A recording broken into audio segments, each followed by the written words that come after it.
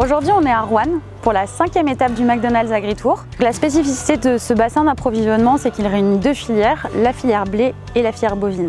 On est dans le bassin du Charolais qui nous permet d'approvisionner notre burger signature, le burger premium chez McDonald's, dans lequel on garantit l'origine France, le Charolais. Alors nous, quand on s'est engagé en bas carbone, on avait aussi le projet de se mettre dans la filière HVE. Donc on y est depuis février 2022. Pour mon installation, donc en 2022, on s'est agrandi d'une bonne centaine d'hectares. Et aujourd'hui, ça permet aussi de faire moins de double culture, donc utiliser un petit peu moins d'engrais, un petit peu moins de phytosanitaires. Aussi, on a profité du plan de relance pour remettre en place des haies. Aujourd'hui, on veut accélérer et on veut aussi mieux faire savoir à nos consommateurs et aux citoyens français que l'ensemble de l'écosystème français de McDonald's est au travail et améliore ses pratiques.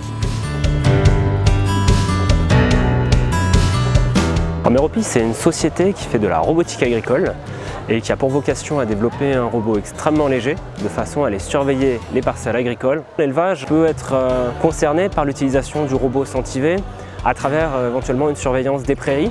Quand on communique auprès des éleveurs des actions qu'il y a autour du stockage de carbone, des économies de carbone et du gain de gaz à effet de serre, donc on est bien accueilli parce que c'est un thème qui est, on va dire, tendance. Il y a deux leviers qui peuvent être intéressants à travailler, c'est l'âge au premier vélage. On peut avoir un gain de 5% sur les gaz à effet de serre au niveau de l'exploitation.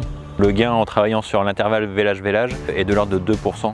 Les résultats en production de bovins viande sont plutôt bons. Les éleveurs stockent du carbone avec les haies, les prairies et ils ont des pratiques plutôt vertueuses à ce niveau-là. Tout le monde est prêt à partager ce constat du produire mieux.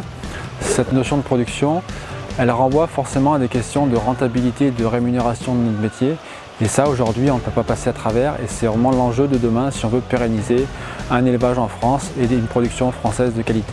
On est convaincu chez McDonald's que la contractualisation est un vrai levier pour tout le monde pour garantir une sécurisation de la filière. C'est pourquoi depuis plus de 15 ans chez McDonald's, on a co-construit des contrats avec les différents maillons de notre chaîne d'approvisionnement, dont les coopératives et les agriculteurs. Pour moi, jeune agriculteur, c'est très bien parce que ça permet derrière de savoir quel prix on va vendre notre viande et ça permet aussi d'anticiper certaines charges quand même. Donc on n'est pas dans le flou. Les discussions ont été plutôt claires, il n'y a pas eu de langue de bois. J'ai l'impression que McDo est quand même assez à l'écoute sur ce qu'on leur dit. On pense que McDonald's a quand même un poids important en France pour faire bouger aussi les autres opérateurs, que ce soit les grandes surfaces ou tous les gens qui vont nous acheter nos produits. L'objectif à la fin de la journée, c'est que les personnes repartent en soyant toujours convaincues de la volonté de McDonald's d'être à leur côté pour améliorer la pratique et améliorer la souveraineté alimentaire et qu'on continuera à le faire de manière réfléchie et collective.